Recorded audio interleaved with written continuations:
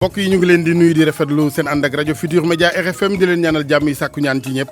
benn waxtu ci studio Eva Mbaye bismillah ci xibaar yi. ginnaaw càcc guy wuyu defoon ca poste douane bu Moussala ca penkub Sénégal yóbbu fa yi ngànnaay chef de brigade ba fa bu douane bi gendarmerie ci xibaar déglu na ko diir bu yàgg wuy nag ginnaaw jëf ji danoo wutali yoonu Mali mooy waral laajab RFM bi ndax du tekki ne fippu ga am ci Mali dafa tisati fii ci Sénégal gëstu bi ci xibaar yi Mohamed Ali Mouba. réaction bu directeur général kër gi yore li nga xamante mooy exploitation ñeel TER bi di train express régional ginnaaw kàddu ambassadeur bu France fii ci Ndakaaru ci émission Grand Jury ci ne jàppul ne saxaar gi avril gi dina daw Abdou Ndene Sall moom dafa gis ne benn kàddu ya waroo amu ca ba ci topp ak pàttali la bu ngëm-ngëmu njiitu réew mi duna ko teg ci raay bi TER boobee lu may danoo def examen yi war ba sàmmal askanu Sénégal seen karange dawalkat yi camion yi ca diwaanu Ziguinchor camion manqué yi ñoo daal di banque yoxo yi ginnaaw paatu kenn ci ñoom ca Mamatoro ak tiitaange gu mu dugal jamono yi ci ñoom wàllu reportage tey jii grippe bi nuyoo ca Chine coronavirus la ñuy waxtaanee ak yéen donte musiba la jëyee ci àddina ci wàllu jënd ak njaay waa Chine yi ci allée du Centenaire gis ci seen bopp ci wàllu jënd gi ak jaay gi ca Chine ga mu manqué jamono yi. bitim réew soxna Anna Rocha maa ngi lay nuyu. ñu ngi lay fay bu baax a baax xaj seen ci mbirum coronavirus googee OMS dina dem Chine altine ji yebal fa ab équipe bu expert ngir gëstu ci feebar bi ci bilan bu mujj bi nag lu ëpp juróom-ñeenti téeméeri nit faatu nañ 2019 nekk na at bi nga xamante ne ci la ñu gën a faat ay doomu aadama ca Mali rawatina ci zone centre bi lu tollook ñeenti téeméer ak juróom fukk nit bu ñu sukkandikoo ci rapport bu mujj bi Human Rights Watch daal di siwal Maroc ay junni nit ñoom ñoo daal di génn ci mbeddu Rabat ngir wane seen ñàkk ànd ak gis-gisu Donald Trump ci utum saafara gi ci jafe-jafe yi diggante Israël ak Palestine. jërëjëf Anna Rocha ba ci kanam ngir yaatal gi sport geeg Malal Junior Diagne maa ngi lay nuyu Malal. maa ngi laa fay la Assane. bismillah daanu waxtaanee violence muy fitna gi nemmeeku waat ci lamb ji démb ci arène nationale ba foofa gars yi jot nañu fa jamante ay béjjën CNG bi ni daanu jël seen i matukaay ba rëq ndigg ña def ñaawteef yooya basket wàllub karaté ak gaynde ya nga xam ñooy jigéen yi amoon raaya ja foofa ca réew Maroc ñu ngi di xaarandi tey ji ci digg bëccëg gi ca aéroport bu Diamnia bu nekk fële ca Diass nee nag bu nu booboo ko fu dal leen kon yóbbu ca fa nga xam ne mooy daluwaayu ministre des sports gi mu kon daal leen kon jaajëfal ca raaya jooja ñu am wàllu football itam waa Pikine gannaaw bañ leen dumawee démb ci championnat bi te Gorée def lu ni mel boole nañu ñëpp kon seen doole di joueur entraîneur gi supporter ni faw nu càmbar congukat yi ne seen équipe bi ndax daal attaquant yi dañoo mel na ni ñu xaw a tële ay bés bi. jërëjëf Malal yéen kaay yeeg Mamadou Mouhamed Ndiaye gis-gis ak RFM teewaay ci lu fës bu entreprise yu France yi ci Sénégal lu toll ci ñaari téeméer ak juróom fukk ci entreprise yu France fii ci mim réew ngëneel wala lorange waxtaan week RFM ci technique bi Abdoulaye Diop région d'antenne Oumar Diaw ginnaaw cambriolage di càcc goo xamante ni ay wuyu am dal nañ ko ci poste douane ba ca Moussala ca penku Sénégal Kédougou brigade gendarmerie ba fa ci wàllu enquête bi déglu na ci xibaar ki nga xamante ni mooy chef brigade douane ba fa ab diir ñu fàttali ne li nga xamante ni mooy càcc gi di cambriolage gi nag ña ko def nay wuyu yóbbaale nañ ci ay ngànnaay ñeent ci fusil d'assaut waaye it lu jëm ci wàll li nga xamante ni mooy bataaxal bu nu fa ba di tëkku ñu ne douane bi ci fànn woowee laaj bi nag jamono yi ginnaaw wuy yooyu ci xibaar bi nu defee cambriolage gi danoo daal di wutali yoonu Mali laaj bi mooy mbaadu la xew ca Mali ne wàllum fippu dafa ti seti ba Sénégal tontu yi wala pexeem tontu mi ci gëstu Mohamed Ali Mouba. buñ sukkandiku brigadier police bi à la retraite Cheikhna Keita terrorisme foog ñu def attention ci moom ndaxte braquage bi ñu amal ci poste douane ci Kédougou mën na nekk comme alerte. douanier lan mooy seen liggéey di contrôler marchandise war a dugg genre na dañuy fay taxe wala leen bu ñu gisee dara jàpp ko et li tax ñu leen di attaqué parce que tàmm na xool nañu ñee douanier ñooñu kat xëy na ñee ay douanier la ñu mel ne amuñu li ñuy wax ne formation bu nga xam ni dañ mën a def une riposte boo xam ni dana leen wan ne ñun ñi kat dañ leen formé comme militaires yi. alerte boo xamante ni foog ñu càmbar ko ngir xam exactement lu mu wundu yokk kaaraange gi ci wàllu woowulee colonel gendarmerie à la retraite bii di Sankum Fati moo am xalaat boobule. parce que les gens ñu ñaa ngi ci frontières yi moo tax ñu daje ak suñu éléments yi donc ça veut dire que d'abord deuxièmement lu ko ñaareel mooy il faut que ñëpp xam muy sénégalais muy ñun de toute façon xam nañu ñu ngi jël ay motukaay depuis ay at yu bare. léegi nag lañ war a def ngir fànk terrorisme ci suñu réew bu ñu sukkandikoo ci brigadier Cheikhna Keita foog armée bi ñu joxaat ko gëddëm ñu wàññi yónni bi ñu yónni yenn ci suñu ay soldats ci bitim réew. mais nañ leen jox confiance encore renforcer seen moyens permettre leen ñuy def ay patrouilles militaires yi dañuy def ay patrouilles loolu mooy yoon parce que waruñu toog boo jógee ba lay jël njaakaar la yow ñu lay jël dala yóbbu Niger dala yóbbu feneen ay Burkina partout ngay assurer sécurité nit ñooñu balaa ngaa dem ci balaa ngaa fay ayu jàmbur fayal sa ay ba pare. colonel Sankum Fati ne population itam war nañ collaborer ngir fànk terrorisme. Il faut que sénégalais yëpp fépp foo mënta nekk nga xam affaire kaaraange nga def ko sa yëpp bopp nga loo gis loo xam ne xaw na la jaaxalu quelque chose comme ça nga mun a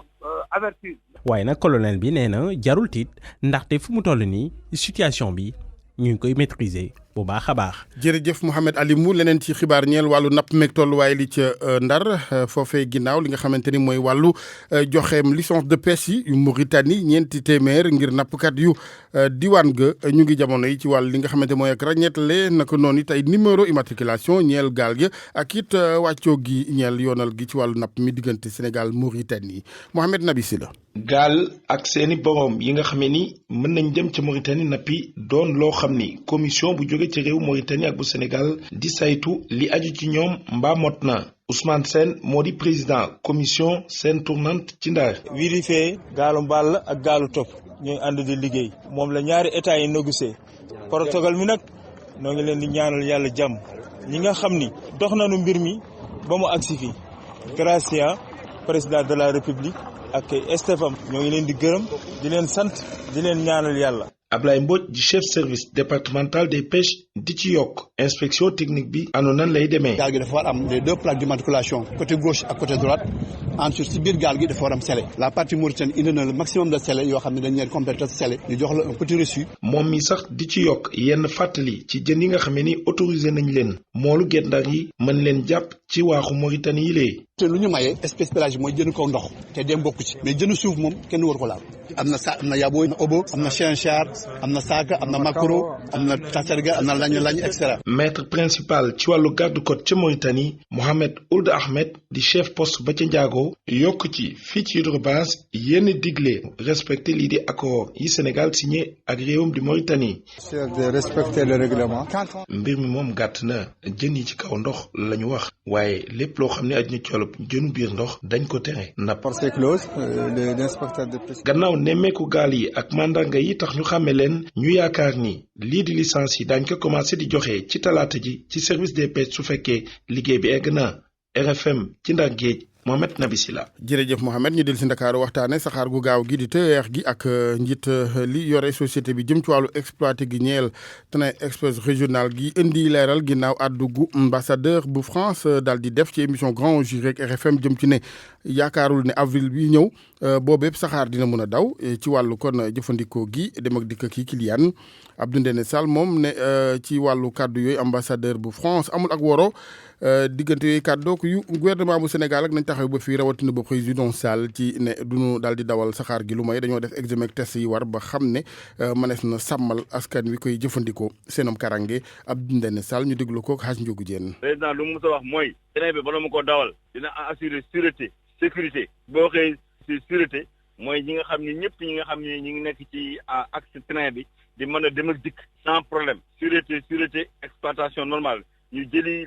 la meilleure référence du monde pour def certification TER buñ ko certifié comme ni ñuy certifié avion dañuy certifié TER bi pour que ne avion ak TER léegi presque même vitesse la presque ñoo tax ñuy certifié ñu un cabinet international mu certifié tant que certification bi jeexul bañ ne mën ngeen a dawal normalement dans la sécurité dans la sûreté ak exploitation vraiment efficace duñu dem exploitation commerciale. mais dafa mel ni waroo am na ci kàddu ndaxte ministre bi ñu dénk wàllu transport ci assemblée nationale li mu xamle woon moo di ne exploitation TER bi daañu ko tàmbali avril wuute ak li nga xam te ne moom la ambassadeur bi wax tey jii. non c'est-à-dire vraiment yenn taay bi dañuy jàpp benn affaire rek di ci waxaat. ce qui est important mooy que ambassadeur bi mu wax ak li ñuy wax c'est la même chose ñun dañ ni tant que assuré wuñu les conditions de sûreté et de sécurité am autorisation de mise en exploitation commerciale duñu commencé fonctionner loolu la président wax loolu la ñëpp wax. waaw léegi nag certification boobu kañ ngeen ci jot ba TER bi mën di daw ci na mu waree. dinañu commencé test yi en avril bu ko defee dans 2 mois 3 mois loolu la ñuy wax ñoom dans 2 mois dinañu mën a certifier bu ñu certifier bañ ni ok go ñu daal di mën dem. mu nekkoon leeral yi njiital société bi yore exploité Guignel TER gi Abdou Ndéné Sall ci kañ la googee saxaar di daw ci gàttal faw test yi ngir ak wóoral laata dawal gi. leneen ci xibaar ñeel wàllu bâtiment ak ñi ci yëngu ne ay syndicaliste ci jamonoy lël buñ doon amal jagleel ko wàllum syndicat ci Afrique sowu jant ak lu koy gën a dëgëral ci fànn woowee wàllum bâtiment ki nga xamante ni moo jiite syndicat bi di Jaxaaf Alassane Ndaw moom dafa jàpp ne xel du nangu mukk ouvrier yu Sénégal di wéy di doon jaami société yu ci mel ni Turquie ak Chine yi nga xamante ni daanaka ci gàttal amul genn ak wekk jëme ci yooyu liggéeykat ñu déglu ko Jaraaf Alassane Ndaw ak Hadj Ndiogou Diène. du benn du ñaar du ñett du ñeent dee nañ ci te kenn fay leen ci biir chantier da ngay liggéey ba dee mais travailleur boo xam ne amul bulletin de salaire amul santé sécurité amul prise en charge sociale amul prestation familiale rien du tout boo liggéeyee sax ba midi heure normale dañ ne minimum c'est 8 heures de temps bu liggéeyee ba midi sa machine panne sax ñu ne la 4 heures lañ lay fay inspection du travail ñu ngi fii ñooy chinois kenn du wax mais loolu fu ñu jëm te état bi léegi li mu bëgg mooy projet yëpp mu jox ko chinois yi wala mu jox ko turquie boobaa ça sera une catastrophe donc je pense que la presse doit ñu war ngeen ñu dimbale yéen ñi nekk ci presse bi invité ñu ci plateau yi ñu wax li xew nit ñi xam ko parce que li xew buñ ko continuer c'est de l'esclavage sous de nouvelles formes. Jaraaf Alassane Ndaw njiital syndicat bi ci wàllum bâtiment ñu fàttali ne kaddu yi kon Hadj Seydou Nourou Ba moo ko dal di taataan ngir RFM ñu koy jaajëfal Hadj Seydou Nourou dem ba Ziguinchor lu ñeel chauffeur yi nga xamante ni ñoo yëngu ci wàllu camion manque yi ñoom nag ñoo daal di banque yoxo yi jamono yi tiitaange benn ba ci topp ay leeraange lañu bëgg ci paatu kenn ci ñoom ay bés bi ca Mamatoro leeral yi Lamine Ba. weesu nañu juróom nit ñoom ku nekk biñ jokkoo ak yow da ngay mujjee raccrocher sa téléphone ndax ñàkk bëgg a waxtaanee sujet boobu nga xam ne jëm na ci li xewoon ca Mamatoro ñi nga xam ne ñoo yore camion de vidange yi nag tiitaange bu rëy la ñu am jamono ji ndaxte bëgguñu sax ku leen xàmmee ci rajo bi ñoom ñi nga xam ne ñooy amal navette bi diggante Ziguinchor ak Mamatoro nga xam ne fa la ñuy dem tuuri ligne di mbalit yi ak li jóge ci foos yi bi seen xarit yi faatu ci Mamatoro ba léegi dañoo taxawandi li nga xam ne moo di seeni activité mu ngi mel ni dañ ko waxante kuñ ci woo bëgg a jokkoo ak moom mu wax ñu lan moo tax ñu banque seen loxo jamono ji daanaka dañ lee dagg sax balaa waxtaan wi di jeex am na kenn ki nga xam ne mujjee nañu jokkoo ak moom nee na nag bokk na ci li ko gën a waral tiitaange bi nga xam ne moom la ñu dund jamono ji ba ñu gisee melokaan yi nga xam ne noonu la ñu fekkee seen xarit yi ca Mamatoro keroog ba léegi ñi nga xam ne ñoo di gérant yi moom camion yooyee ñoom sax buñ jokkoo ak ñoom nee nañu bëgg ñoo addu ci mbir mi ñoo ngi ñu xamal ne ci jamono ji ñëpp ñi nga xam ne dañoo war a vider seen i fosse yi bu ñu bëggee camion yi faa ñu jokkoo ak waa gendarmerie ñu mën leen a escorter waa Ziguinchor nag amee jaaxle loolu jamono ji ñu bëgg nag kilifa yi wut gaaw pexe ci lii balaa ñu gën a nemmeeku tilim ci biir dëkk bi Lamine Ba Ziguinchor rajo Futur Média. pour man RFM mooy rajo bi gën a jege askan wi. RFM rajo bi jaamu seen soxla. ca Mbuur la ñuy wutali ay bés ginnaaw daan bi tukkee ci yoon dal ci kaw maire ab diwaan ga mu ngi wéy moom maire bay doxi soxlaam lu jëm ci wàllu projet bi waraloon coow li ba yëfee teere ci yoon di centre commercial ba fa ci jardin public bu askan wi ne ak moomel la liggéey ba fa ci xibaar dakkal nañu ko donte nag ña fay yëngu ne ay liggéeykat kenn bëggu caa yi yàbbi ci wàllu reportage Abdourahmane Diallo. ñu ngi ci jardin public bu Mbuur di bërëb bi nga xam ni coow laa ko topp fi mu ne nii liggéey centre commercial bi sax arrêté nañ ko ñu ngi koy wërale ay ci biir ñu fekk fa benn waay bu am lu ëpp juróom fukki at mu ngi sol Lacoste bu weex ñu bind ci tuuru entreprise bu gagné marché bi mu yor râteau ci loxo bi di ranger ay béton.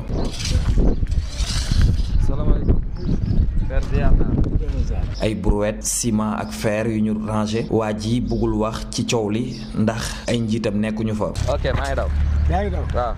C'est comment? Abdourahmane. Abdourahmane. De toute façon, si vous avez le temps d'y repasser, il y aura mes supérieurs, ils vont venir. D'accord. ci wetu jardin public bi ay jaaykat ñenn ñi ñu yor seeni table ñeneen ñi yor ay cantine ñu ëpp ci ñoom nag bëgguñu wax ci coowal jardin public bi rawatina ci daan yi nga xam ni yoon daan na ko meeru Mbour Fallou Sylla. sama waa ji moom mooy suñu si marché bi moom mën naa wax ci yu mel noonu. moom mën naa wax ci yu mel noonu. sama waa ji noo defati. waaw. kenn ki nga xam ni bëgg na cee wax mu ngi ñuy wax li yëg-yëgam Mohamed lay wuyoo. man mii di wax ak yow fi ma nekk fii dama fay loué bu ma sañoon dañ koy def centre commercial ma am fa place bu ma moomal sama bopp dootuma fayati location mais waa Mbour ñoo soxla ñoo bëggul ni def ko centre commercial te man si Mbour wa damay ànd ak ñoom. ci fàttali coowal jardin public bi nga xam ni bëgg nañ fa def ay cantine tax na ba yoon daal di daan maire Mbour bi di Fallou Sylla 2 at kaso di 3 weer yi nga xam ni war na koo tëdd donte sax ba fu mu ne nii mu ngi dox ay soxlaam. RFM Mbour Abdourahmane Diallo. jërëjëf Abdourahmane ñu del si Ndakaaru dem ba Dakar Plateau ak l'école bi di CM Serigne Ahmed Sy Malick ak màggetaay naka noonu it léeg-léeg muy doon làqukaay yenn ci wuyu waral élèves yi fa seeni sëriñ di professeur yi ne bu nu sañoon kilifa yi taxaw ci ba ak defaraat am ngir daara jooje ngir sàmmal leen seen kaaraange reportage Oumou Kalsoum lii. daaray Serigne Ahmed Sy nekk ci xolu Dakar Plateau. bañ duggee ca biir daara ji xol bu jeex lañ fa amee daanaka ay zinc yu fëq fenêtre yañ tabaxee ay ciment ay mur yuy waaj a daanu jamono ji ña nekk ca daara ji seen bakkan ma nga ca xott ndax ay bâtiment yuy dëgëratul Ibrahima Faye nekk principal bu CM Serigne Ahmed Sy. fii ci biir école bi bâtiment bi bu màbbee ci biir xale yi leneen lay doon xale yi wóoratul ñuy dugg ci biir salle yi am na suñuy autorités yoo xamante ne aussi yeggee nañ leen ay correspondance pour expliquer leen situation mu toll maire de Dakar bind nañ ko defal nañ ko document defal nañ ko ay photos yu bëri yónnee nañ ko monsieur l'inspecteur de l'éducation et de la formation ki nga xamante ne mooy suñu kilifa fii yéggal nañ ko moom aussi déplacé wu na ñëw na ba fii gisal na ko boppam donc ce n'est plus sûr. bile daara juróom-ñetti salle la am ñeent yu ñu jàngee nekk ci état bu doy waar ak fondation buy ruus bu àttanatul bile bâtiment mu nekk loo xam ne laaj na njiit ñi ñu taxaw ci nu mu gën a gaawee. jafe-jafe yu bëree bëri gis nga table banc yi ngay gis nii du ñu nawet fii de bu ñu jàngee ba pare dañuy génnee table banc yi denkaane ko ci benn magasin boo xamante ne jàpp nañ duñu tooy bu ñu ñëwee en octobre dañuy ñëw nettoyer waat def ci li ñu mën ci ay fonds additionnels yi ñuy am ak jëli table banc yi teg leen. daaray Serigne Ahmed Sy ñu ngi ko sos ci atum 1983 jàngal na ay kilifa yu bari tey jii moo ngi wane xaru kanam gu doy waar ak jafe-jafe yi tax na ba ñuy jàngale ca boobule daara ñoo ngi yuuxu wàllu jëmale ko ca njiit yi ngir ñu wàllu su leen ni mu gën a gaawee laata nit ñi ragal daal di xew. RFM bitim réew. ñu tàmbale ko Anna Rocha ak réewu Mali atum 2019 bi nu génn nag daanaka bakkan yu bari rot na fa. loolee bu ñu sukkandikoo ci rapport bu mujj bi Human Rights Watch daal di siwal nee na kon fitna gi bëri woon na rawatina ci civil yi bu ñu sukkandikoo kon ci ONG boobule limu nit ñi faatu depuis atum 2012 ak léegi atum 2019 bi moom moo ci raw leeral yi ak Kouma Sandiane Faye. lu mu néew ñeenti téeméer ak juróom fukk ak juróom benn doomu aadama ñu daal di leen faat ci ay cong yu ay nit yu ngànnaay daal di def ñu sukkandikoo ci Human Rights Watch mu amit ay téeméer yu jële ci yooyu lépp cong ay gaañu loolee tax ba seen antenne bi wax ci rapport bi ne bilan bi daal dinaa gën a diis ab mbir mu ñu jàpp ne bokk na ci li ko waral bëriwaayu fitna gi ñu nemmeeku ci diggante xeet yi li ko jurit di teewaayu ay nit yu yor ngànnaay ñu leen di déndaleek ñuy mbubboo di népp l'islam waaye tudd gupp ngànnaay yi ci yooyu lépp gox yomb lool bu ñu sukkandikoo ci RFI mi ko jëlee ci Corinne Dufka antenne bi amal boobu lépp rapport am mbir la boo xamante ne yoxo ñëpp a ngi ci diggante réew Mali bi mel ni jamono ji ku tële ngir daal di aar askanam wante léeg-léeg faje mbir mi ci benn boor teewaayu yooyu lépp groupe ca Mali tax na ba lenn ci askan bi rawatina ñi fare ci askanu pël daal di dem dugg ci yooyu lépp groupe defkatu ñaawteef ba tey ci rapport Corinne Dufka. ñu daal di wëtali Guinée Bissau CEDEAO daal dina joxe ab cour suprême juróom benn fan la ko may maanaam filek fukki fan ak juróom ci weeru février gi ñu nekk ngir mu ut saafara ci jafe-jafe électoral gi nga xamante ne ñu ngi koy jànkonteel foofee ca Guinée Bissau depuis bu ñu amalee ñaareelu pàcc élection présidentielle bi mu di dogal bu ñu jël gannaaw sommet extraordinaire bi nga xamante ne jégle nañ ko mbir bi li xew ca Guinée Bissau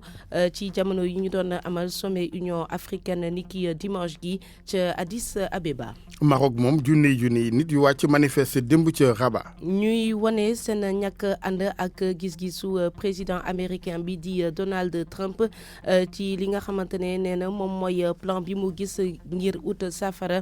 ci jafe-jafe yi Israël ak Palestine di jànkonteel ba tax na manifestant yi nekk ca Maroc daal di woote ñu boycotté bépp produit bu jógee Amérique leeral yi ak Khadim Mbaye ca Casablanca. mooy manifestation bi gën a mag ci Maroc ci atum 2020 bi nga xam ni moom la ñuy door mi ngi am dimanche ci Rabat mu nekk nag loo xam ni dañuy ŋàññi plan de paix bi nga xam ni moom la Donald Trump daal di proposé ngir jàmm mën a dellusiwaat fële ca Moyen-Orient boobu le plan ñu ngi ko duppee nag accord du siècle waaye ci marocain yu bëree bëri nekk na loo xam ni àndul ak benn yoon tayit day lor ñi nga xam ne ñooy palestiniens yi loolu tax sax li nga xam ne moo di ay syndicat ay parti politique waaye ay simple citoyen dañoo génne ay banderole di xam ne ni Jérusalem moom mooy capitale bu Palestine loolu nag neex loolu ki nga xam ni mooy ambassadeur palestinien bi nekk ci Maroc moom mooy wane ni bés démb bi bés la boo xam ne bés bu mucc ayib la Jamal choc bi nag di xamal ni Maroc moom li nga xam ni moom lay jàppale Palestine mosu cee waroo waaye teyit dafa mel ni tey ji leen ko gën a dëggal Khadim Mbaye Casablanca rajo Futurs Médias. jërëjëf sëñ Khadim soxna Anna ñu wutali ca Chine foofee équipe bu OMS mooy bànqaas bi yore wàllu wér-gu-yaram ci àddina OMS dina yabali ndaw tey ji foofu ca Chine ngir enquête ci coronavirus. yaa ngi ma koy laaj léegi Xaja Sane loolee nag gannaaw ñaari semaines yi nga xamante ne waa OMS toog nañ di xaar ñu am ay autorisation ngir yebal fa ay experts ngir mën a dem gëstu ci li fa xew dëgg ci mbirum épidémie coronavirus googule leeral yi ak Daouda Diouf. ginnaaw ñaar ay bés ñu koy waxtaan mu réewum Chine nag mujj na nangu dogal bi nga xamante ne organisation mondiale de la santé jël na ko maanaam yónnee ay docteur fa nga xamante ne ca réewum Chine bokk na ci nag doomu Canada bi di ab docteur boo xam ne ñëpp xamee nañ ko ginnaaw bu muy xeex li nga xamante mooy Ebola ci réewum Afrique ñu ko wax Bruce Alwer ak ki nga xam ne ak spécialiste yoo xamante nag ñoom ñoo fa ñëw ñoom nag seen liggéey mooy dañu war a enquête li nga xamante ne mooy coronavirus lan moo ko fa indi xool tamit mu feebar bi matuwaay yi ñu jël xool tamit dëkk yi nga xamante ne laal na ak tamit xool naka la ñuy def pour xeex li nga xamante ne mooy jàngoro ji nga xam ne jamono yi mu ngi rëy ak doomu Chine lu nu mel nag moom la nguurug chinois yi nangu nag laata nag moom ñuy xool dëkk yi nga xamante ne daal bari na fa buñ gisee nag dogal yooyu noonu nag moom buñ ko jëlee ba matuwaay yëpp ñu jël ko ca Wuhan ñu fàttali nag ne OMS moom dafa jëloon feebar bi nag ne tey feebar bi dafay law ci àdduna bi dañu war a jël matuwaay yëpp pour xeex ko jamono yi nag ca Chine lu toll ak juróom-ñeent téeméeri doomu aadama ak juróom-ñeent ñàkk nañ seen bakkan lu ëpp juróom fukki junni doomu aadama nag am nañ feebar bi. Alaaji Daouda Diouf ñu koy gërëm Anna. jërëjëf Xaja Sane. jërëjëf Anna Rocha. maa ngi lay ziar Malal. maa ngi delloo ziar Alaaji Assane. justement Anna ak blanc boobu tekk gi Pape Dia dugg mu foog ne waa làmb ji ñoo daal di dugg ci kër gi làmb joojee sax la ñuy tàmbale. ak violence bi nga xamante ni yeewooti na ci. démb ca arène nationale ja diggante ñàkk jëriñu moo doon bëreeg Aliou Seye waaye bëri ba daa mujj yàqu ndax dafa am ku wis benn ca mbër ya saafara mu jur congo bu rëy bu takkarnaase ba sax ñu jam mbër ma ab béjjën ca gémmiñ ba mu gaañu lool sax ba tax nañu daal di kon yàq lamb ji noona lépp nag ba mu xewee waa CNG mer amal ndaje tey ci ngoon nee nañu ay daan moom faw mu am daanu xool rapport yi xool vidéo yi ña def loola du nu mucc ci rëq si ndigg gi Thierno Ka mooy vice président bu CNG. xanaa ñaawlu ko bu baax a baax parce que mbir la boo xam ne bi gëj nañu ko am ci biir làmb ji ay problème yu ni mel gëj naa am ay at a ngi nekk ci gannaaw ci biir làmb yi lañ daan wax toujours mooy bu ñu génnee stade bi la ñuy def ay njombe yu ni mel mais vraiment ci biir géew bi di fa xeex moom gëj nañ koo gis donc ñu ngi koy ñaawlu te ko naxarlu parce que du lu rafet lu ñu mën a gis war ko teg ci kaw deru làmb. Thierno lan la règlement bi wax jëm ci wàllu daan ci ñi nga xam ne ñoo di defkatu ñaawtee fii. waaw non sanction yi kay ñu ngi ci texte yi. tere nañu ay accompagnant ku ci yor béjjin. tere nañu itam ku fekk andi adversaire am fa mu nekk sotti ko dara. yooyu yëpp mu ngi ci texte yi. mbër mi bëree rek la ñu autorisé mu yore béjjin parce que seen affaire xar fa fuufu yooyu généralement day ànd ak béjjin. donc bu fekkente ne loolu ñuy wax am na te superviseurs yi bind ko seen rapport bu boobaa CNG dina ci jóg. waaw ñi nga xam ne ñoo ànd ak mbër bi tam te di ami licence ndax ñooñu tam bu fekkee ni seen loxo dafa nekk ci coow li mën na leen tegi daan. dinañ leen teg ay daan parce que li ñuy tere mbër miy bëree moom la ñuy tere képp ku am licence parce que boo xasee ba am licence mbër nga donc boo defee lu ñuy aaye bu boobaa CNG dal ci sa kaw. Thierno Ka bu CNG bi ci wàllu lamb ñu waxtaanee karaté léegi Malal ak champion d'Afrique yi nga xamante ni doomu Sénégal tey ci ngoon la du ñibbi si Ndakaaru. ñu ngi leen di xaarandi ca aéroport bu nekk ca Diass ñoom nag bu ñu jógee ca Tanger googu ca Maroc nga xam ne fa la ñu jëlee raw gàddu googu indi ko nekk juróomeel bi réew ci championnat d'Afrique yi ci ñaar fukk ak juróom-ñeent ya fa teewoon daañu leen teel ba noppi yóbbu leen foofee ca bureau Matar Ba ngir itam ñu mën a waxtaan ak ñoom gannaaw bañ leen yabe woon ca ba ñuy dem waaye lañ ci mën a jàngat ci wàllu arts martiaux mooy daal ndam yi nu am dal na xel ci jongante yu mag yi ñuy waajal muy Jeux olympiques yi mag yi ak Jeux olympiques gone yi fii ci même réew du Sénégal Yatma Lo di sense jàngat na yëf yi. boo ko seetloo Sénégal dafa classé 5e juróomeelu place bi lañ jël te ñi ñi raw mooy Égypte Maroc Tunisie Algérie mu nekk loo xam ne duñ ko bàkkoo mais dañuy xam ne mën nañu am xëy na lu gën loolu mais soo demee foo xam ne da ngeen di liggéey pour Jeux olympiques 2020 war a di xalaat 2022 yi nga xam ne moom la ñuy amal fii Sénégal du yomb ndax dëkk yëpp léegi dañu gëm seen bopp ci li ñuy def ñun nag dañuy rafetlu lool victoire bi di ci am njàngat boo xam ne dafay motiver xale yi daf leen di gën a tax fas jom ndax xale yi ñoo nekkoon champion d'Afrique championnat yi passé ñoo jëloon titre bi donc ba ñuy dem foofu dañuy dem pour xeex pour jëlaat titre bi mu nekk loo xam ne nag xëy na mënoon nañu am lu gën loolu ndax fukki médaille ak benn boo ko amee am ci fukki médaille de bronze benn médaille d'or dañ ciy sant yàlla bu bëri di féliciter ministère des sports ci lim si def di féliciter aussi encadrement bi ak xale yi di yaakaar ni nag liggéey bi des na parce que li des bëri na trop léegi il faut ñu liggéey pour ëllëg ñu gën a mën a am yeneen ndam. ñu waxtaanee wàllu football bi ak dellu soit ci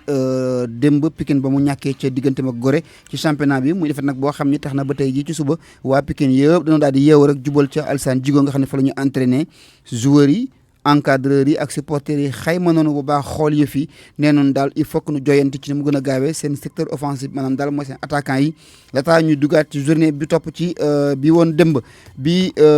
démb nag ci Ligue 2 bi dinañu ko jeexal tey si ngoon Linguère mi jiitu mooy ñëw fii ci Ndakaaru fekk si fii port autonome bu Dakar pour nu yaa ji tëj juróom-ñeenteel bi journée championnat national Ajasan jërëjëf Malal yàlla mi dogal ni wàcc si naa de ñu ngi lay gërëm Malal Junior Diagne wàllu reportage mbokk yi tey xeetu grippe ba ca diwaanu Chine ak seen mbokk yi sànce ci allée du centenaire fii ci Ndakaaru li nga xamante ni mooy wàllug jéey ji ak tiitaange gu mu dugal ci àddina terewul nag ci wàllu jënd ak njaay ñoom doomi Chine yi gis ci seen bopp ndax dañu koy jënd fii di yóbbu ci wàllu exporté gi fa ñoom Chine ndax dafa manqué jamono yi Kumba Sanjaan Fay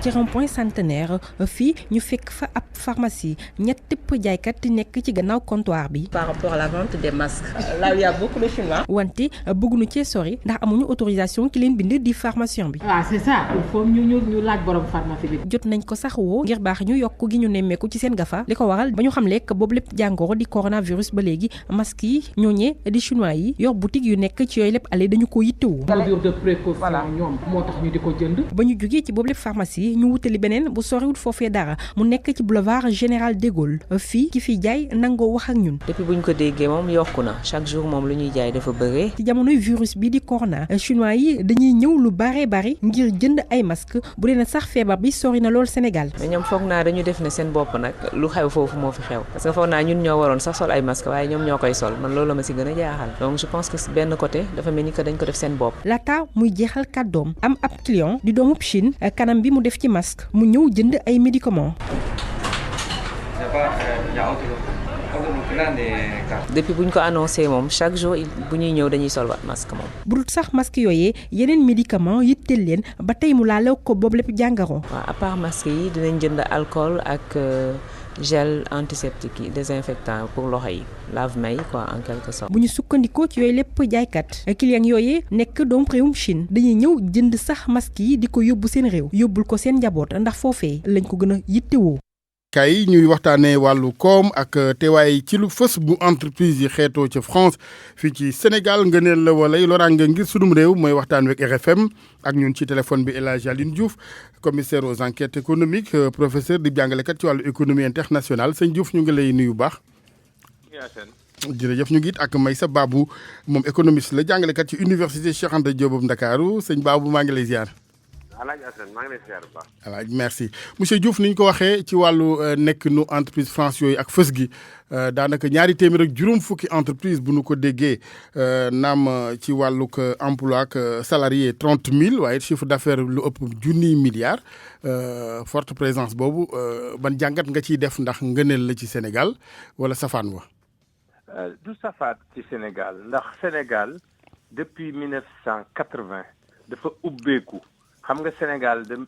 bi ñu amee suñu indépendance ñaar fukki at yi ci tegu Senghor daf ne woon nañu sénégaliser nañ fexe ba sénégalais yi jël koom bi. léegi bi Abdou Diouf ñëwee avant muy ñëw sax parce que 79 mu dugg lëkkaloog FMI mu ne léegi dañoo bëgg a ubbi économie sénégalaise ubbi nag fa la ñu commencé ne léegi profession yu bari métier yu bari ñu ne amatul autorisation préalable ku mu neex rek da ngay ñëw dugg ci. ñu daal di tamit woote teg ay programme ne dañoo bëgg bitim réew képp ku mu mënti doon ku bëgg a nangoo dugg ci suñu koom gi nga ñëw dugg ci. waaw mënoo bëgg mbir nag ak safaan wa boole. donc comme ñun dañoo bëggoon ubbi suñu économie loolu réew yëpp def boo demoon tey koom-koomu France lu ëpp genn wàll ga lu ca ëpp ay doxandéem ko moom. kon loolu moo am ci àddina bi yëpp dégg nga coréen bi mës na fi xuloog américain yi ne man bu may xeex ak yéen Japon rek laay bombardé ndax jàpp na ni Japon la fa ëpp ay américain ñoo ko moom. kon nag loolu bu mu tax ñu jàpp ne xëy na mbir mi baaxul. liy fulla. liy fulla mooy ñun ci suñu bopp ñoo war a xool nan la ñuy jàppalee suñuy ñoñ. ba ñoom it ñu mën a taxaw ci yenn yi parce que du tubaab yi rek du français yi rek. soo xoolee commerce bi tey maanaam suñu mbokk guinéens yi ñoo ko moom. donte comme ñun lañu sax comme ay sénégalais lañu. wala nga xool suñu mbokk libanais yi ni ñu moomee tamit yenn secteur ci kii bi kon bu ñuy wax bu ñu yem foofu rek. nañu wax koom bi yëpp. bu boobaa nag ñu xool lu tax est-ce que sénégalais yi nga xam ne dañ leen jëloon jox leen ay jumtukaay comme nañ ko joxe tubaab bi lu tax tubaab bi jumtukaayam gën a jëm kanam. te sénégalais bi jumtukaayam dellu gannaaw. maintenant am na ay sénégalais yu bari yoo xam ne joxoon nañ leen ay avantages. waaye fu ñu mujjee. tamit nañ ko xoolaat. laaj beneen bi ci même lancé bi mooy ndax ci sunu coobare bopp la cette forte présence française au Sénégal li ko waral mooy sunu démb ak ñoom. waaw suñu coobare la ci sama gis-gis ndax soo ko seetloo suñu coobare la. ba Ablaye Wade xëyee ne na fi tubaab yi militaire français yi génn nañ fi te bal tàkkul dara amul coow ci bul dara amul. bu ñu yaakaar ne français yi ñooy def lu leen neex Sénégal. ok déedéet loolu amul. lu leen neex ñu def ko Sénégal. Sénégal ab réew la bu am indépendance am nañu ay dirigeants. lu ne nag mënees na ko nangu. waaye am na loo xam ni du ñu nangu ku doyee di ñëw di teg lu mu war a teg. loolu duñ ko nangu. très bien kon nag ñun am na loo xam ne ñoo ko war a def maanaam xoolal tey Masaalikul Jinaan dañ ñun ñoo ko tabax tey mooy édifice religieux daanaka bi ëpp solo ci Sénégal. ak Sénégalais ko conduire te ñu ne école Sénégal la génne ESP. kon loolu day wane ni tey am na secteur yoo xam ne maanaam. mën nañ faa bañ a gisati doxandéem. ok. waaw loolu nag kon fulaak fayda tamit moo war a lal suñu koom. ak njàppaleeg état tamit ndax loolu lépp. loolu mooy rôlam xam nga gouvernement luy rôlam. képp ku bëgg a liggéey nga jàppale ko mu liggéey. foofu la ñu war a jugé gouvernement waaye buñ ko jugé ci ay waxam. nañ ko jugé ci ay jëfam. nañu xool ndax ñi bëgg a liggéey taxaw pour liggéey am possibilité liggéey est-ce que mi ngi leen di jàppale am déet. loolu mooy solo. merci monsieur Diouf Meissa Babou ci wàll woowu yow naka nga gisee teewaay gu fës googu bu waa France ak it lu ci njariñu Sénégal. waaw xam nga comme sama naataango li mu wax àdduna bi moom ubbeeku na. kenn bañ ko soo demee tey ba Amérique da ngay fekk na ay chinois ñu ngi fa di tabax ay gratte-ciel. kon loolu moom du luñ mën a naqaru trop. la cee ginnaaw nag mooy ubbeeku bu ànd ak contrôle lu ko may nag da ngay sarxe. ubbeeku bu ànd ak contrôle boobu daf lay may nga def sa code des investissements ne ku ne mën nga ñëw mais ku ñëw it nag 30% yi maanaam exemple la. dañ koy jox waa réew mi nga xam ne bénéfice ba cee nekk mooy yow bu fekkente ne kii ñëwoon di liggéey da ngay ànd ak moom di xool la muy def muy transfert de technologie nga xam ne tey su ko ne ñukk damit yow da nga ko mën a continuer. ñaareel ba mooy ñun suñu entreprise dañuy liggéey. danañu am liggéey mais su fekkente ne njëkk jël la ñun amuñu technologie bi benn xaruñ benn bi amuñu ko ñaar ñett bi xaalis bi yoruñu ko. kon ñun faible nañ sax dëgg la faible boo xam ne nii suñ ñëwee di ñëwit wax dëgg yàlla critique yi du bëri trop mais am na foo xam ne nii mën nañ fa kon nañ xool fa ñu mënee ñu jox ñu ko loolu volonté politique la ndax xam nga ne tabax ay immeuble fee ca pompier nekkoon mais kooku jaaxalul kenn. logements sociaux yi ñuy wax ne xaw ma ba société bi ñu ko jox mais jaaxalul kenn numéro oto yi am na ko tubaab bi lañ ko jox mais donc quelque part aussi nag li metti xol mooy ba ñu ñun ñëw mais dafa am loo xam ne dañuy ñëw pare foqat mel ni ñun suñu nguur gi ci bopp sax moo koy foqat ci loxo. foqat ci ko jox leen ko te ñun ñu taxaw ne sëñ bi lii ñun mën nañ ko. loolu foofu la coow li ne. mais kenn du ne réew mi ñun ñoo ko moom koom bi suñu koom ak kenn du ko laal kenn du fi ñëw. ok loolu moom amul ci benn réew ci àddina. maintenant ci wàllu ubbiku gi doomu réew mi. ubbiku gi naam kenn dàqu ko. mais bu ñu jël ay exemple naan Chine États-Unis tout ça dafay doon àndub nawle. voilà àndub nawle boobu nag moo tax tey BTP Sénégal yii di souffrir. waaw mais kenn moo leen dàq tabax est ñi ngi defar par exemple benn stade Diamniadio ñu ne Turquie lañ ko jox 150 milliards. mais fekkoon te ne tey kii di dàqaate def ko ma ban la ci. mais kooku dàqa 200 personnes bërki dem BTP boobu. mais su doon ne boobu CDO waaw su ko defoon tey CDO dañ ko boole ci biir marché ba mais du dàq 200 personnes. parce que au moins stade danañ ko tax ci ñetti at xanaa. au moins mu am ñu liggéeykat donc dafa am foo xam ne daal wax dëgg yàlla man li nga fi ŋàññi mooy volonté politique. suñu dirigeants yi ñoom ñoo yaakaaral trop. seetaan lool ba pare am na compétition suñ ko dee wax xam nga banque mondiale moom su la ubbil sa réew it daf ñoo yab rek parce que am na Trump ba nga ne di tëj. bunt bu ko jaaxal ci chinois yeeg européen danaa ko correct def ci impôt. ñun ñu ubbi leen soo leen defee appel d'offre ñëppay ñëw par force mais suñ ñëwee yenu ko dem seen yoon ñun ñoo mën a am fulla yi encadré suñu économie encadré suñuy major fii ci réew mi. daal di ne lii moom réew mi lañ koy jox waa réew mi lañ koy jox sëñ bi. non gré à gré yaa ngi fi ne nit tulleeg mala te ay tubaab lañ gré à gré jox ko waa réew mi. major itam di wàccoog ak yelleef gré à gré jox ko waa réew mi. ñun tam ay gré à gré ay tubaab yu xonk tur lañ ko jox. kon nag am na foo xam ne sax du question gré à gré. tulle ak fayda la. sama naataango mi ngi ko doon wax léegi tulle boobu nag ak fayda bi mais su soogante nag ñun amuñu ko. mais Maroc am na ko mais Algérie am na ko mais am na keneen ku ko am koo xam ne nii yow munoo muusa ko waane ba dem naan da nga di tabaxal kër nag. naan na yoo xam ne dëgg. am na koo xam ne nii réew mee ko moom. réew mi mane na fa la ñu mënut tamit compétence pointue. nañu associé ay sénégalais même suñ dee jiital nit. loolu moom kenn bañu ko. très bien El Hadj Alioune Diouf ñun fan la ñu tëlee parce que aussi souvent gars yi li leen jaaxal du ubbi ku gi de waaye ñu fexe ba gars yi bañ a jël ñam bi ba nokk muccaat yi. mais loolu mënta nekk te loolu du nekk sëñ Assane nga baal ma ci wax ji sax xaw naa rëy waaye tubaab yi jël nañ sëñ Touba génne réew mi dugal ko fu ne indi gaynde lu ne def nañ ko waaye terewul sëñ Touba doon li mu doon te soo ko seetloo fu ne mook tubaab yi waaye terewul mu doon li mu doon tey soo ko jëlee ay secteurs yoo xam ne sax xoolal entreprise mel ni Total nga xam ne daanaka koomam romb na suñu koomu réew am na ay sénégalais baal ma de bi waaye foog ma tudd tur ku mel ni EDK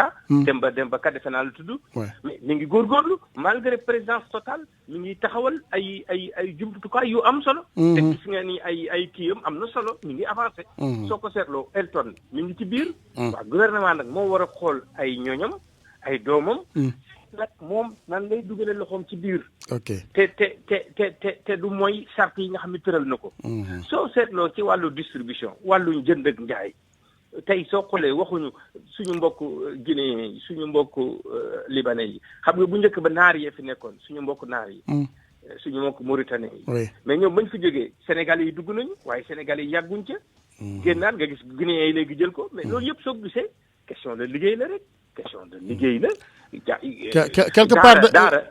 bu ñuy waxtaan suñu biir quoi comme sañ nañ ko waxante ñun sénégalais quelque part dañu xaw a yaafuus di victimiser wu rek billaay sëñ bi xam nga mbir mi ñun dañoo bëgg lu yomb da ngaa bëgg tey commencé affaire ëllëg nga tabax gannaaw ëllëg nga jëndi oto gannaawaati ëllëg nga bëgg ka liggéey depuis 100 ans nga bëgg tolloog moom niveau de vie mbir mi loolu mooy suñu problème ku ne da ngaa yàkkamti gañ xaalis ba wanewu wala ba puukare na ma yàlla baal ci li may wax waaye nag affaire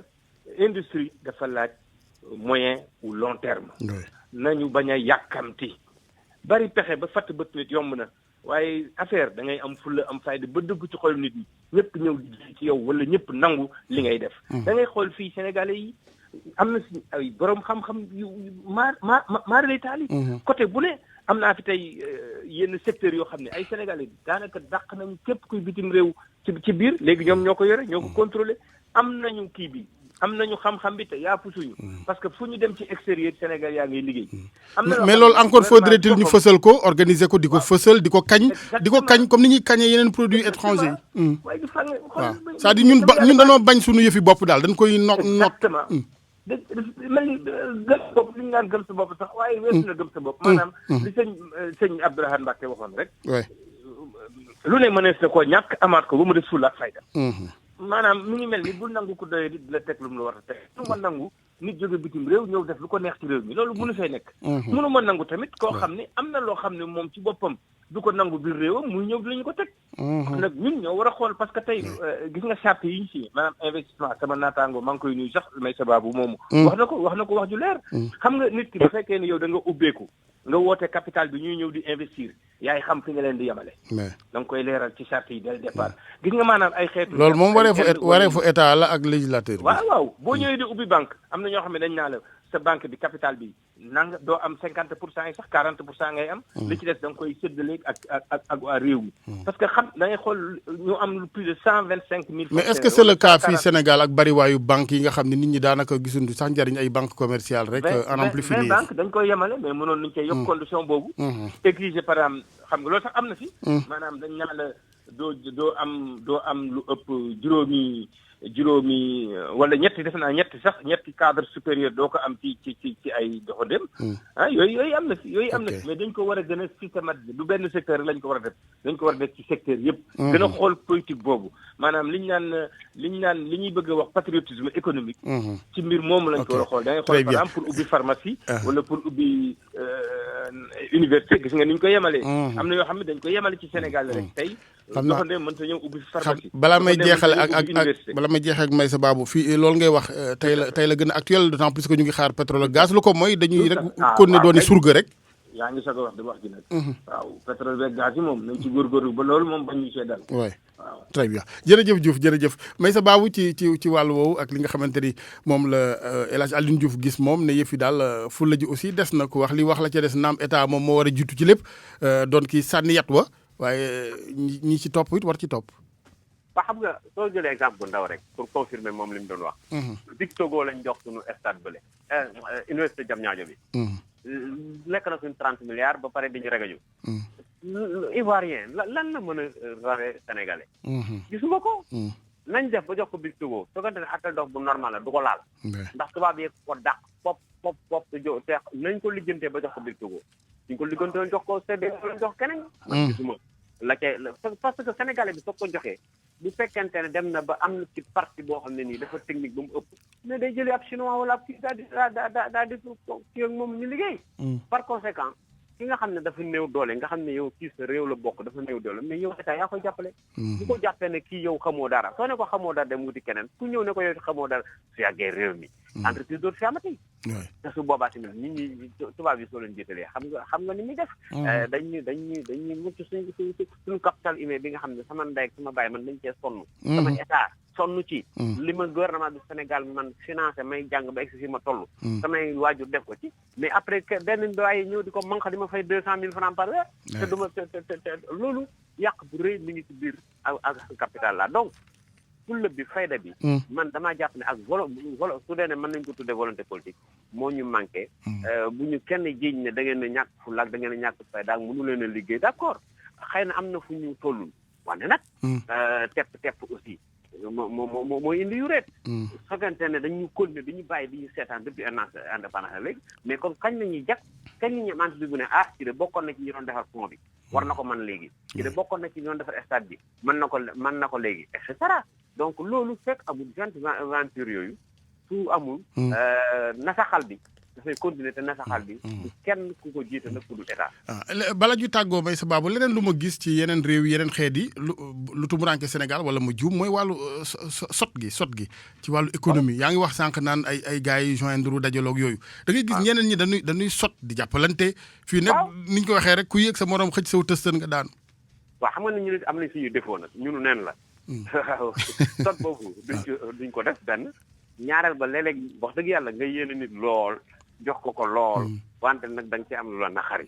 waaw liggéey ba moom day defe na rek comme que mais ci wàllu liggéey bi dañuy def ba jikkoo ko par exemple jàppante gi xam nga lépp des ci réew mi parce que bu lépp desee ci réew mi nag jàmbat yi wàññeeku ndax nit ñi nag koo gis mu ngi sëngeem waaw wante nag ñu nit nañ am fulla nañ am jom nag ndax it nag ministre bi sama xarit lu ma neex lay def dara du ma ci fekk. xam nga loolu tamit dafa bëri ci réew mi. tappale gi maanaam contrôle yi dañoo war a dëgër. wóor la ne yow dañ la jox pour nga liggéey. fay nañ lu ko jar da nga war a liggéey bu baax bu mucc ayib. loolu tamit nag wax dëgg yàlla suñu waxantee dëgg ci suñu biir. léeg-léeg nag muy loo xam ne ni moom tardement am na ca yàq am na ca. loolu mais de façon radicale quand même nag parce que pour faire plus sérieux c'est sérieux quand même cette question là ñoŋal alalu réew mi. pour avenir ñi ñëw génération yi wàllu paju mi wàllu santé. loolu aussi warut a doon ay débat politicien ay rapport à n'en plus finir dañu war a xam ne nag jot na de façon radicale ñu tàggoog yooyu jikko ci wàllu càcc gi. waaw loolu xam nga tamit contrôle la. yow moomu fekkante ne da ngay jiite kër mais alaaji am na loo xam ne doo ko nangu. doo ko nangu lu waa ji nekk sa xarit ci biir kër gi. da nga ko toog sa biir na ko lii du fi amee te lii jaaduwul soo ko yeddee benn yoon ñaar ñetti yoon juróom yoon mais da nga xam ne nag kii wuruma mën a nekk moom parce que day yàq di ma yàqal. kon njiit yi ñu am ci boîte yi ci ministère yi ci nangam yi est-ce que réellement aussi ñun am nañ loolu. ndax da ngay gis benn marché boo xam ne ni comme marché 29 milliards yooyu mais suñ ñëwee au lieu nga jox ko ministre de l'agriculture nga dem jox ko ministre de la jeunesse xanaa loolu mooy foye ko xam nga tamit dafa bëri ñun ñoo am tamit suñu jikko dañ corriger suñu bopp fekkante ne on veut aller de l'avant. très bien jërëjëf Meissa Babou ñu koy gërëm bu baax di ko sant économiste enseignant ci université Cheikh Anta Diop bu Ndakaaru Alaaji Alioune Diouf commissaire aux enquêtes économiques di professeur économie internationale ñu koy gërëm bu baax di ko sant moom it ak yéen ñu doon teewlu gis-gis ak RFM Abdoulaye Diop moo nekkoon ci technique bi El Hadj Assane ci micro bi sur d'antenne Oumar Diaw réalisation El Hadji Ndiogou Diène ca kanam tuuti communiqué yi ak soxna Ami Ndaw ñu yendu ak jàmm.